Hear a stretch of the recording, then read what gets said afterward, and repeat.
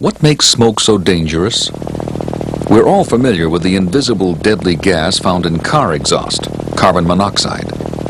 In a fire, this gas is always present. Virtually all materials, such as wood, cotton, plastics, literally all the contents of your home, will release this toxic gas once ignited. Carbon monoxide interferes with the ability of blood to carry oxygen to the brain.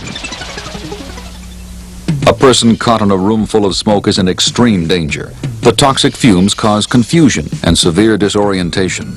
This mental state frequently prevents victims from getting out, even if an escape path is open. Eyes tearing, body racked with coughing, visibility obscured, consciousness slipping, escape next to impossible.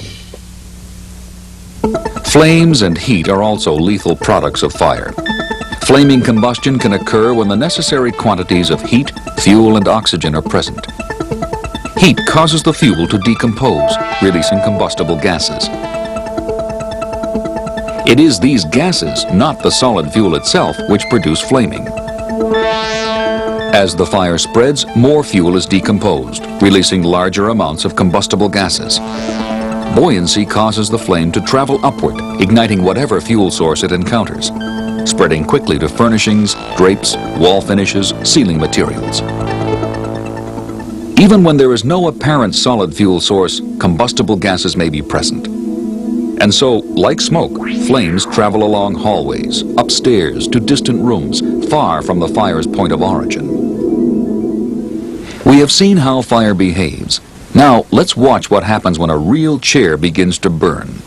Note that our chair is in a room surrounded by typical bedroom furnishings: a bed, pillow, bedspread, dresser, wall hangings, draperies, and carpeting.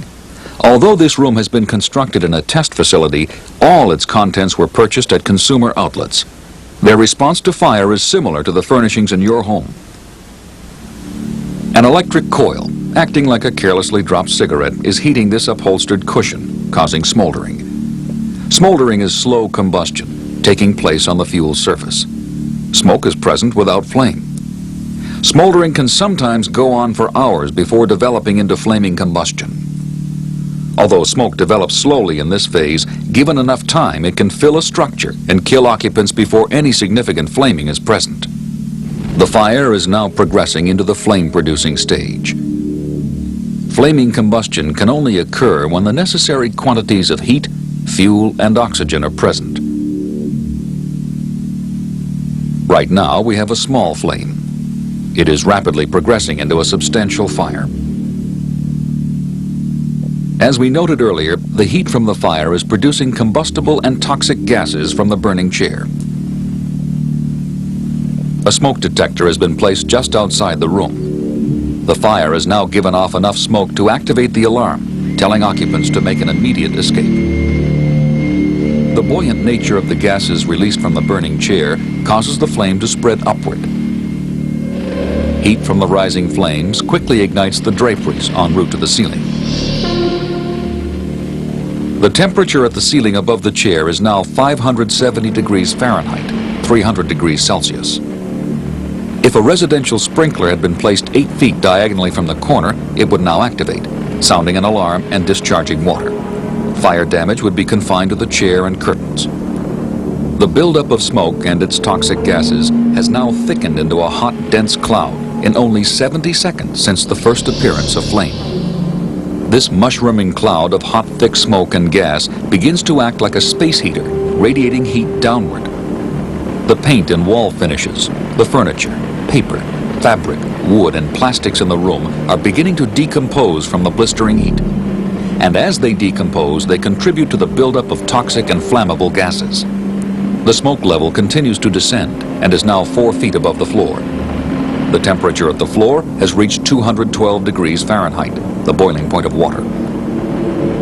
The huge quantities of smoke have now almost filled the room. The flow of hot air and radiant heat from the layer of smoke have combined to raise the temperature of everything in the room. The carpeting and other furnishings are now so hot that they are ready to burst into flame. And then, flashover. Every flammable object in the room has almost instantaneously ignited. The combustible gases from the decomposing furniture are being consumed by fire. The room itself is an inferno. From a tiny flame on a chair to a room totally involved in fire took only 2 minutes. Carbon monoxide and other toxic fumes are now being generated in tremendous quantities. The temperature inside the room is 1400 degrees Fahrenheit, 760 degrees Celsius.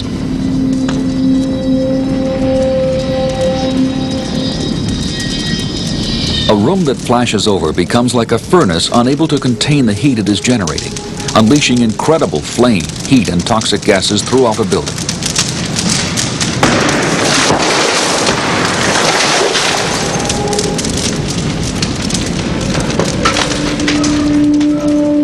You are among the few who have seen this phenomenon and lived to tell about it.